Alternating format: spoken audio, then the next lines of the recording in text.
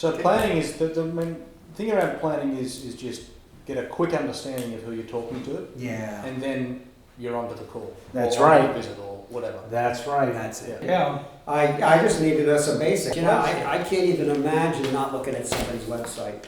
I'm just kind of shocked if you don't even take 60 seconds to look at the website. That's just, to me, just common sense. But sometimes I'll look at the social media, because sometimes what they post on Facebook in terms of how they're promoting themselves, that could be interesting. I loved it because I saw Sean this morning. He went into the records to see what the past buying habits were. That was wonderful. Oh, yes. You know? But again, make the call, right? There's a level of check it quickly. What's a good thing? 60 seconds? 60 seconds, yes. Max? Max. Because you can get paralysis by analysis. Oh. And they will. So beyond the planning, we pick up the phone, right? And talk about rapport. I love how you talk about, like, whether it's somebody we pop in on the trailer, okay? And we got them sitting around. First thing, what do? They look at us, and are they smiling and welcoming? How'd you get in here? Exactly. So what is it? Or it's on the phone, it doesn't matter. Are they thinking what, negative or positive? They're thinking negative. They're thinking, how'd you get in here? How'd you get my name? What are you calling about? Do I need this interruption? I got 10 things to do today. That's right. And how many seconds do we have? Let's start with phone. How many seconds do we have to make a good impression so that at least I can extend the conversation? Yeah. 10 to 12 seconds. Yeah. Face to face now, when we pop in on a trailer or on the site? A little more, but not much. Not much, okay? I'd say roughly 30 seconds, okay? So we don't want to, that's why we spend so much time on the hook, okay? Why the hook is important. And the whole purpose is the hook is tight and to the point, because the sooner I can get Pete talking, man, the sooner we're having to loosen up, get a conversation, which leads us to Paul, which leads us to discovery. discovery. But in rapport, I have two objectives. Yes. One, I want to take them from negative to positive. And the second thing is I want to establish the hook. I want to arouse their interest so that they're willing to answer my questions. Yes. I want to arouse their interest. Now, you arouse someone's interest by telling them what PowerPack can do to benefit or serve them. So I can come in and say, the reason for my call is to talk to you about ways in which you can eliminate downtime on the job and not have people standing around, and at the same time increase the productivity and profitability of your jobs. Yeah. So now I've established that, and now I'm going to move into discovery. That's right. So you have a couple choices here. Again, flexibility. Can I ask you a question? Or let me ask you a question. Or just go right into the question. Your choice. So some of the key questions, and they're very casual, loose, relaxed, situational questions. And it could be, so tell me a little bit about some of the projects that you handle, right?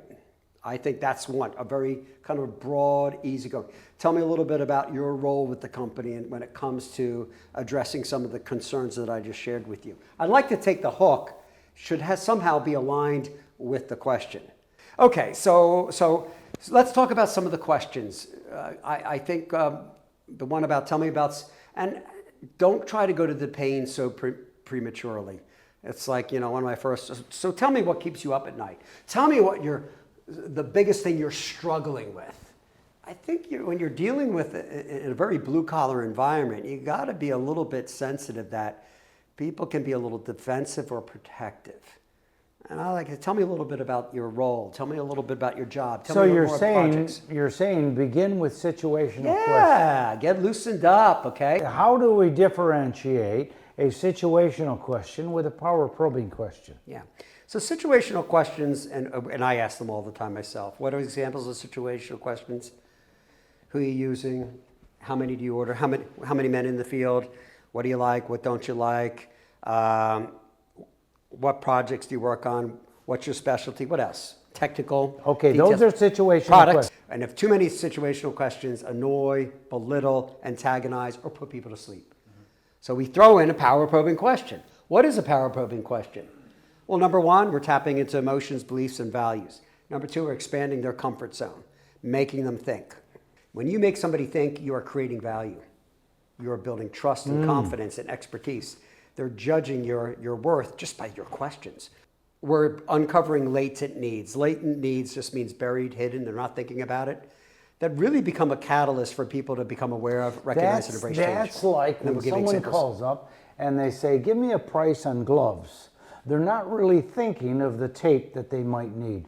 They're not thinking of the slings they might need. Yeah. They're not thinking of the barriers they might need. Is that right? Yes, yes. So a power probing question would uncover some of those. Yes, yes, yes. Okay. What do I want to find out in discovery? Yeah, let's talk about that. I want to know, okay, yeah, great. Thank you, Patrick. I want to know the project, the application, okay? And other projects. Even casual, how's business going, right? I also want to know people involved in the purchasing process or decision-making process, right? Because I should be cultivating relationships with all the parties. The 4 Pete's plus the business owner if I can, okay? What else do I want to know? I want to know about the things that are important to them when it comes to running a project, right? Things, and that's really criteria. What they value, okay? What they value, we talked about that. And then motivations, right? What's going to motivate them to buy? I don't want to go for the pain. Yep. And what is? It goes back to either risk, edge, looking good, P for profitability, and S for simplified. You know, how do I dig into what he's saying? Oh, the lock-on? Yeah. Oh, thank you. Yes, yes. A lock-in is locking onto a key word or words to understand the thought process, feelings, motivations, something that's hidden behind that Okay, word. give me an example of a lock-on. We had a project last week that really went well. There was one glitch, but overall it went well. Whoa, there was one glitch? Tell me more about that. Okay. You locked on the glitch, didn't you? Yes, that's it. You Okay. dirty guy. Absolutely. It cost us a little bit of money. Yeah. So, Oh, you mentioned money. Help me understand Yeah. how much. How often does that happen? See, I'm multiplying it. Yeah. Whenever I hear the hint of an issue, Yeah. I lock on. so real succinctly, I would suggest is that there's diagnose whenever you hear a pain point. Where there's pain, there's a PO. So if somebody says we have some concerns, we have some issues, we have some challenges, we have some problems, anything that's a hint, your step is, oh, wait a minute, you mentioned the word problems. Number one is, what exactly are those problems? Okay, number two is, what do you think's causing the problems? Okay. Number three is duration. How long? Okay. Number four is costs. What is this costing you in terms of time, money, resources, opportunity, people, workers, Wow. OSHA fines? Okay. And then its impact is, and what are the problems? What are the concerns if you don't fix them? Paul, you mentioned the impact question. What does that sound like? Oh, it could be, Patrick, so if things continue the way it is, what's the impact on you and your business moving forward? Oh. If we continue to have the slowdown and the shutdown and guys standing around, we're sure not going to achieve our objectives, and there won't be much of a bonus for anybody in the company. Got it. Some people might be moved on. When I can really get to the pain points, the impact question, it's like the thermometer, like when we talked about the trial closes, it is a thermometer whether I've earned the right to start selling. And when you've gotten to that pain point, you've given me the green light. Start selling. It starts, I'm telling you, I have to have your solution. There you go. It's called the have to stage. They recognize the need for change outweighs the desire to stay put. And customers, they'll always have a preference for complacency, not to change. We are creating and driving change. Okay. Good. So here's what we can do. Now we're into the solution stage. Right. Let's What bridge the Power solution. Pack can do. What is the solution stage? Well, that's the beautiful part. As I finish discovery, I can summarize what you've just said. Yes. And Thank that you. puts me in a very strong position if I say, Paul, based on what you told me, you're having this problem, you're having this challenge, these people are not doing that, you're finding that you're earning less on your projects because you've got downtime, and I sort of summarize. Yes. Is that about right? Yes, that is correct. Yes. Well, it's really good that I stopped by today representing Power Pack. because PowerPack can offer you dynamic solutions to these very issues. Then I use facts and benefits that are directed right around those issues.